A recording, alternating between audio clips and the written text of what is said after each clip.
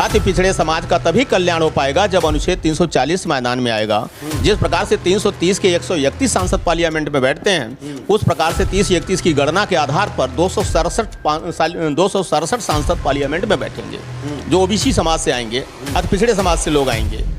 और 341 के तहत विधानसभा में आएंगे, 342 के तहत हमारे IAS IPS में आएंगे, 15/4 16/4 में नौकरी में आएंगे और प्रमोशन में आएंगे।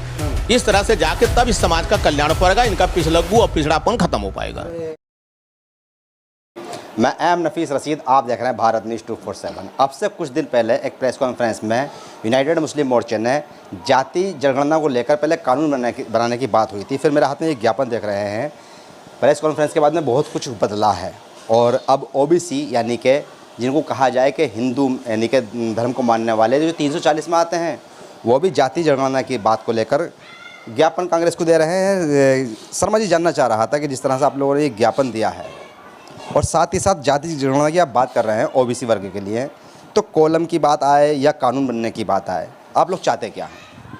देखिए, सर्वप्रथम तो मैं आपके चैनल के माध्यम से सभी दर्शकों का हार्दिक अभिनंदन, स्वागत और वंदन करता हूं और वर्तमान सरकार और पूर्व सरकार के नुमाइंदों को धन्यवाद करना चाहता हूं कि यह ओबीसी समाज को सिर्फ छलने का काम किया गया है इस भारत देश। ये नाम मतलब जाति जनगणना का नाम लेकर, देखिए, जाति जनगणना तो एक तरह से हम कह सकते हैं कि इसको छलावा है, क्योंकि मेरा मानना है कि जिस प्रकार से जाति जनगणना कराई जाएगी, अंतिम व्यक्ति तक को उसको लाभ नहीं मिल पाएगा।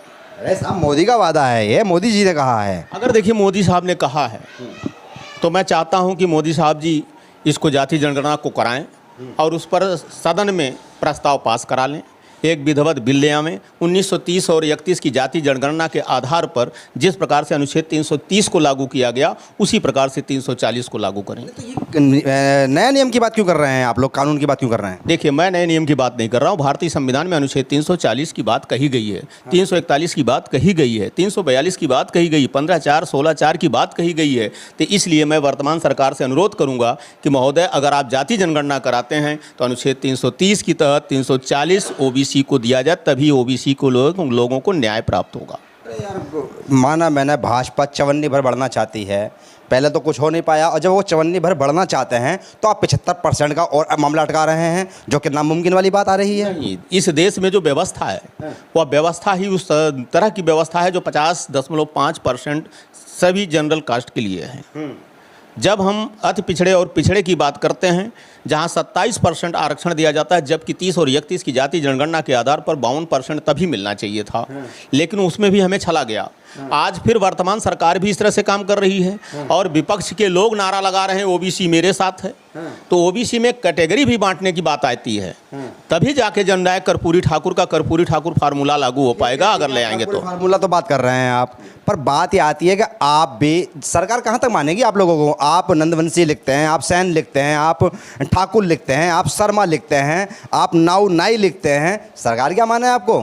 देखिए, हम एक जाति विशेष की बात नहीं कर रहे हैं। बाकी राजपूतों की अगर बात की जाए तो कितने राजपूतों में कितने हैं, कितनी हर कास्ट के अंदर 36 जातियाँ हुई पड़ी हैं, तो सरकार मानेगी कैसे, कौन से शब्द को मानेगी? देखिए, संविधान कहता है SC ST OBC और माइनॉरिटी, यह संविधान में शब्द है, न कि किसी जाति शब्द का संविधान में जिक्र किया गया है। लेकिन हमें जाति को लेकर, जाति का आएगा ना, कॉलम तो जाति का आएगा ना। देखिए, अभी जो जाति कॉलम आ रहा है, ये तो सरासर मैंने कहा ना गलत हो रहा है। आपको ओबीसी की गणना करानी चाहिए, आपको SC ST की गणना करानी चाहिए, आपको जनरल की करानी चाहिए। इस तरह का कॉलम बनेगा तब देश का लाभ हो पाएगा, तब हमारा देश राष्ट्र हो पाएगा। नहीं तो ये बात समझ में आ रही है कि चलिए SC ST OBC होता है एंड माइनॉरिटी होता है। माइनॉरिटी में आने वाले तो मुसलमान हैं ना, ईसाई हैं, सिख हैं और जैनी हैं, बौद्धिस्ट हैं। बात वहाँ तो आती है कि वहाँ तो जाति है होती नहीं है, ना बौद्धिस्ट में जाति होती है, ना मुसलमानों में जाति होती है, ना ईसाइयों में, ना सिखों में जाति होती है। बात तो यहाँ फिर आप लोगों पर आगे टिक जाएगी कि जब उनमें जाति होती नहीं है, सारा माल आपको, सारे अधिकार आपको। नहीं, कैसे अधिकार दे देंगे आप सारा? जब ओबीसी में गिनती आपकी होगी, जातियाँ तो आप में आती हैं ना। अरे तो ओबीसी में जातियाँ आपने बनाया ना, जातियां तो अब न बनी, तो जातियां क्यों लेके आ पा रहे हैं? जो कैटेगरी बनी संविधान के तहत बनाया गया उस व्यवस्था को लाइए ना। हम तो कोई अलग से मांग नहीं रहे, ना अलग से हम किसी बात को कह रहे हैं। अति पिछड़े समाज का तभी कल्याण हो पाएगा जब अनुच्छेद 340 मैदान में आएगा। जिस प्रकार से 330 के 131 सांसद पार्लियामेंट में बैठते हैं, उस प्रकार से 30-31 की गणना के आधार पर 267 सांसद पार्लियामेंट में बैठेंगे, जो ओबीसी समाज से आएंगे, अति पिछड़े समाज से लोग आएंगे। और 341 के तहत विधानसभा में आएंगे, 342 के तहत हमारे IAS IPS में आएंगे, 15/4 16/4 में नौकरी में आएंगे और प्रमोशन में आएंगे। इस तरह से जाके तब इस समाज का कल्याण पड़ेगा, इनका पिछलग्गू और पिछड़ापन खत्म हो पाएगा। आप ये बात कर रहे हो, पर आप अपने समाज को भी तैयार कर पाए हो नहीं कर पाए हो? क्योंकि मोदी जी ने चलो मान लिया, राजनीति के तहत कह दिया होगा, लगता नहीं कभी हो पाएगा ये। मैं भी इस बात को बहुत सारा ज़्यादा विश्लेषण कर रहा हूँ इस मामले का, पर बात यह कि आपका समाज भी तैयार है या नहीं है? क्योंकि आप लोग तो ज्ञापन दे देते हो। पूरा समाज अच्छी तरह से तैयार है, क्योंकि सभी समाज, जितने भी अति पिछड़े समाज के लोग हैं, वह जाति पेशे से जुड़े हुए समाज के नाम पे जाने जाते हैं। उनका आज भी सामाजिक उत्पीड़न हो रहा है। अभी वर्तमान ताज़ा खबर मैं बता रहा हूँ, दिल्ली प्रदेश के हमारे प्रदेश अध्यक्ष, ऑल इंडिया MCA के प्रदेश अध्यक्ष हैं गांधी शर्मा जी, जो नाई समाज से आते हैं, उनके संबंधित थाने के SI बुलाकर उसे नौवा शब्द से नमस्ता। तो आज भी हमें सामाजिक शोषण हमारा हो रहा है। इस सामाजिक शोषण को खत्म करने के लिए कौन सा हथियार? जाति जनगणना होने से ये शोषण खत्म हो जाएगा? देखिए, उसी ने आपने कहा ना 36 बिरादरियां, 36 जातियां होती हैं, लेकिन वो 36 जातियां उपजातियां क्यों नाम लगाए लोग? कि हमें सामाजिक लाभ मिल जाएगा, हमारा सम्मान बढ़ जाएगा, शर्मा जी कहे जाएंगे, वर्मा जी कहे जाएंगे, ठाकुर कहे जाएंगे, पंडित कहे जाएंगे। इस तरह से अपने को सम्मानित करने के लिए लोगों ने इस टाइटल का उपयोग किया। आप नाऊ हैं कहाँ? आप तो शर्मा हैं। हम तो नाई समाज से आते हैं। हम देव शर्मा के पुस्तैनी जी के शर्मा है। नंद वंशों में देव शर्मा थे, देव शर्मा के हम वंशज हैं, इसलिए हम लोग शर्मा लगाते हैं। कॉमन लोग को कौन बताएगा? क्योंकि लोग तो सादा समझते हैं कि शर्मा तो ब्राह्मण होते हैं। नहीं, जो अपने समाज का भारतीय इतिहास को अच्छी तरह से जानता है, वो जानता है कि नंद वंशों ने इस देश पर राज किया है, 250 वर्ष इस देश पर राज रहा है। उस वंश में हम जो है देव शर्मा के वंशज हैं। शर्मा असली आप हो या फिर ब्राह्मण शर्मा होते हैं? नहीं, ये तो केवल छलावा है कि ब्राह्मण शर्मा लगाता है। शर्मा सभी लगाते हैं। हमारे हम देखने को मैंने 80 के लोग भी शर्मा लगा लिए हैं। कैसे हम कह लेंगे कि नाई होता है ये या ब्राह्मण होता है? किस तरह से आप इसका अथवा जो मूल्यांकन कर पाएंगे? फिर भी चलिए, मैं समाज के तैयारी की बात कर रहा हूँ। फिर भी विज्ञापन के अंदर आप मांगे जो है ना बढ़ाए चले जा रहे हैं। बात जाति जनगणना को लेकर कानून बढ़ा दिया आपने, और घोषणा में कई सारी चीज़ें करने को आप कह रहे हैं। पिछड़े वर्ग के लिए अलग 340, 343, 342 तथा अनुच्छेद 315 और 4 व 16 लागू करने की आप मांग कर रहे हैं। इसकी क्या जरूरत पड़ी है? यह ज़रूरत तभी थी जब बाबा साहब ने संविधान में लिखा और इन जातियों की सूची बनाने का प्रयास किया। उस समय पूछा गया इनसे कि ये पिछड़े कौन लोग हैं, ये पिछड़े कौन लोग हैं। उनको हाशिए पर रख कर इनसे काम लिया गया। ये मजबूत जातियां थी, लड़ाकू जातियां थी, देश की आज़ादी में अच्छी भूमिका निभाई थी। राम मनोहर लोहिया के पद चिन्हों पर चलने वाले जननायक कर्पूरी ठाकुर बिहार के मुख्यमंत्री थे। उन्होंने इस जो व्यवस्था को देखा और उसको समझा। उन्होंने अपने यहाँ अति पिछड़ा समाज का पृथक आरक्षण किया, 27% में आरक्षण पृथक किया। लेकिन सरकार को चाहिए कि हमें 52% उस समय का चाहिए, आज का वर्तमान 70% आबादी के हिसाब से चाहिए आरक्षण। लेकिन आरक्षण कहाँ? यह कह दिया जाए आरक्षण एक सीढ़ी है, तो वाकई सीढ़ी है। सामाजिक और राजनीतिक, आर्थिक, इस सब व्यवस्था को सुदृढ़ करने के लिए, समाज को बड़े हाशिए पर लाने के लिए, समाज को एक समकक्ष लाने के लिए इसकी आवश्यकता है। आप आरक्षण की बात कर रहे हो, जाति की बात कर रहे हो, हिंदू क्यों नहीं हो जाते हो? हिंदू तो है ही हम लोग बड़े शौक से हम कहते हैं हिंदू। बड़े आरक्षण की जब हिंदू हो तो हिंदू में क्या आरक्षण की जरूरत नहीं है? क्यों?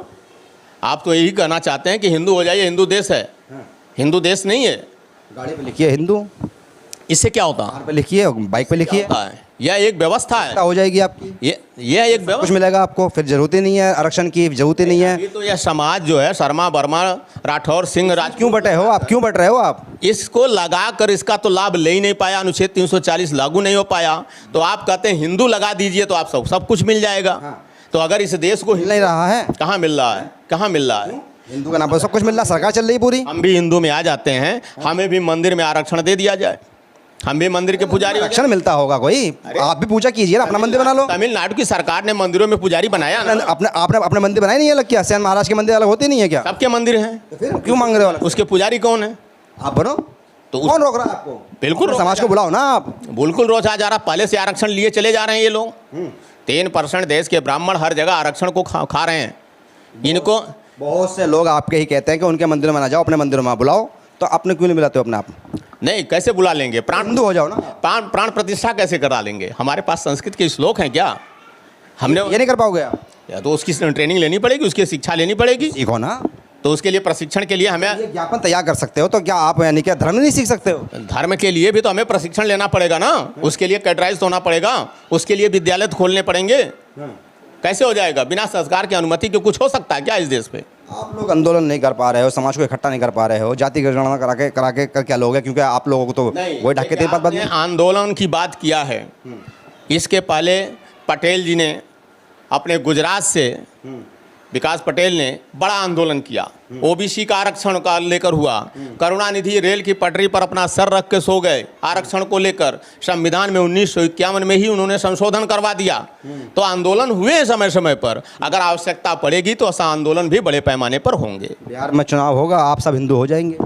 ये किसने कह दिया? क्या बिहार में खाली हिंदू हैं, बाकी धर्म के लोग नहीं हैं? क्या उन धर्मों के लोगों का वोट नहीं चाहिए सरकार बनाने के लिए? आरक्षण की बात कर रहे हो ना आप? तो आरक्षण एक अलग मुद्दा है। इसका संविधान के तहत जो आर्टिकल है उसको मैं इसलिए कह रहा हूँ कि ये कुछ लोग कह रहे हैं कि ये सुगुफा है, एक जुमला है मोदी जी का जाति जनगणना को लेकर, क्योंकि बिहार में चुनाव है। देखिए, मैं तो मोदी जी को धन्यवाद करना चाहता हूं कि मोदी जी ने बेन मौके पर पहचानने का काम किया। जब राष्ट्रपति को हमने 340 को लेकर ज्ञापन दिया, प्रधानमंत्री को ज्ञापन दिया, प्रधानमंत्री कार्यालय से फ़ोन भी आए कि ये तो जांच का विषय है, तो हमने कहा जांच करा लीजिए। तो उन मुद्दों को लेते हुए मोदी जी ने अभी जाति जनगणना की घोषणा किया। इससे साफ जाहिर होता है कि मोदी जी ने कर्पूरी ठाकुर को भारत रत्न से नवाजा है। और रोहिणी आयोग ठंडे बस्ते में जो अभी तक पड़ी थी उस पर निगाह मोदी जी की पड़ चुकी है। लेकिन समय रहते हुए अगर मोदी जी इसको लागू कर लेते हैं तो वाकई समाज उनका धन्यवाद अदा करेगा। वोट देगा नहीं देगा? धन्यवाद करेगा। वोट नहीं देगा? क्यों नहीं वोट देगा? जी मेहनत कर रहे हैं। मोदी जी अगर कर देते हैं तो मोदी जी के साथ है समाज। ये लाइन चला रहे हैं हम अब, हिंदू नाई मोदी जी के साथ। बिल्कुल, हिंदू मुस्लिम सब नाई एक साथ होंगे, पीछे नहीं हट सकते हम लोग। मुसलमान नाई से बात करी आपने? बहुत सारे नहीं, उनकी बात कैसे कर सकते हो? मुस्लिम नाई भी तैयार हैं। 341 में है वो लोग, कहाँ आएंगे? हाँ बिल्कुल साथ हैं वो। 341 में धार्मिक पाबंदी है साहब। अरे धार्मिक पाबंदी कैसे हो जाएगी? क्या है? भारतीय संविधान में सबको रहने का पाबंदी है। मैं कोई पाबंदी नहीं है। मैं पढ़ा लिखा हूँ, मैं जानता हूँ। नहीं, आप गलत बोल रहे हैं। कोई पाबंदी नहीं है इस देश में। पाबंदी नहीं है? नहीं, कोई पाबंदी नहीं है। आप किसी धार्मिक पाबंदी नहीं है? किसी भी धर्म को मानिए। मानने की बात नहीं कर रहा मैं मानने की बात नहीं कर रहा। मुसलमानों को आरक्षण नहीं मिलेगा। क्यों? 340 से पाबंदी है। 341 पर कौन? धार्मिक पाबंदी है, ईसाई और मुसलमानों को नहीं मिलता है। धर्म की बात अलग है। कैसे अलग कैसे हो गई? मैं इसलिए तो कह रहा हूँ, मुसलमानों से आपने बात करी। संविधान में जो व्यवस्था है, आर्थिक, सामाजिक, शैक्षिक स्तर को ऊंचा करने के लिए जो आरक्षण की व्यवस्था है, उस सीढ़ी पर किसी प्रकार की कोई पाबंदी नहीं। बात कीजिए कि हिंदू नाई मोदी जी के साथ हैं। सब लोग हैं। मुसलमान तो नहीं है ना? अभी मुसलमानों से बात करी आपने? अभी नहीं है, लेकिन अगर मोदी जी कर देते हैं, अनुच्छेद 340 लागू कर देते हैं इस देश में। 40 की भी होगी? क्यों नहीं होगी? 340 से पाबंदी हटवाइए ना। पाबंदी हटी हुई है। कहाँ हटी हुई है? पाबंदी आपको पता नहीं है? अरे पाबंदी कैसे हटी नहीं है? आप कैसे कह रहे हैं पाबंदी है? धार्मिक स्तर पर आरक्षण नहीं मिल सकता। पूरे इस देश में सबको रहने और जीने खाने का और धर्म मानने का नहीं मिलता।